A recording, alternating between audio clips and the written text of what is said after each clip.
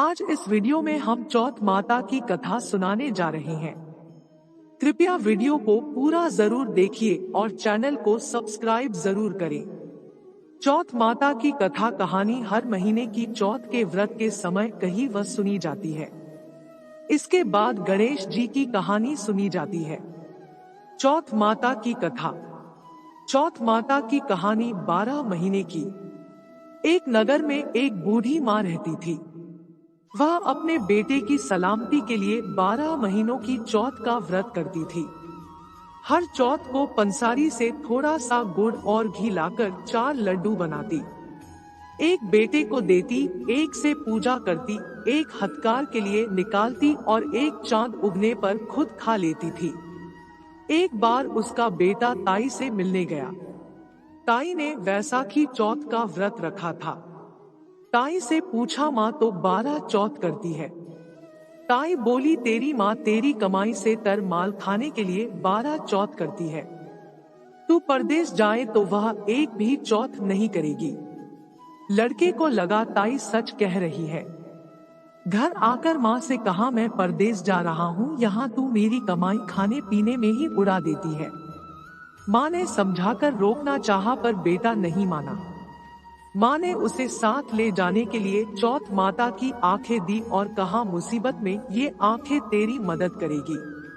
वह आंखें लेकर रवाना हो गया। घूमते हुए एक नगर में पहुंचा। उसने देखा एक बूढ़ी माँ रोती और पोहा बनाते जा रही थी।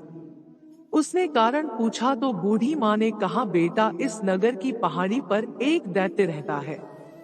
पहले वह नगर में आकर कई लोगों को खाने के लिए मार देता था। अब राजा हर घर से एक आदमी दैत्य के पास भेजता है और आज मेरे बेटे की बारी है, इसलिए रो रही हूँ और उसी के लिए पुए बना रही हूँ। वह बोला, तू पुए मुझे खिला दे, तेरे बेटे की जगह मैं चला जाता हूँ। बूढ़ी माँ ने खीर पुए उसे खिला दिए। खा पीकर वह सो गया। रात को राजा के सैनिक आए तो बूढ़ी माँ ने उसे भेज दिया। दैत्य के सामने पहुंचने पर उसने चौथ माता की आंखें दैत्य की तरफ फेंक कर कहा, हे चौथ माता, यदि मेरी माँ मेरी सलामती के लिए व्रत करती है तो दैत्य का सिर कट कर गिर जाए। तुरंत दैत्य का सिर कट गया। लड़का वापस आ गया। राजा ने उसे उपहार देकर विदा किया। चलते हुए एक दूसरे राजा के नगर में पहुंचा। इस राज्य में आवा तभी पकता था जब एक इंसान की बलि दी जाती थी। सिपाहियों ने उसे पकड़कर आवे में चुन दिया। लड़के ने आंखें आवे में डाले और कहा, हे चौथ माता, यदि मेरी माँ मेरे लिए व्रत करती है तो आवा मेरी बलि लिए बिना ही झट से पक जाए। आवा तुरंत पक गया। आवे में से मिट्टी की जगह सोने चांदी के बर्तन निकले। अंदर से लड़का बोला, बर्तन धीरे धीरे निकालना, मुझे लग नहीं जाए।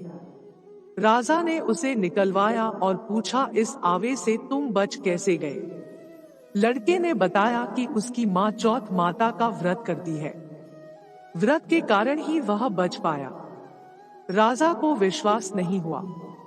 उसने एक चांदी की सुराही मंगवाई और कहा कि सुराही की नली से निकल कर दिखाओ, तभी मुझे विश्वास होगा। लड़के ने चौथ माता को याद करके आंखें सुराही में डाले और कहा, मैं भंवरा बनूं, सुराही से निकलूं। लड़का भंवरा बनकर सुराही से निकल गया। राजा ने खुश होकर राजकुमारी की शादी उसके साथ करवाई और सभी लोगों को चौथ माता का व्रत करने को कहा। उसे माँ की याद आई।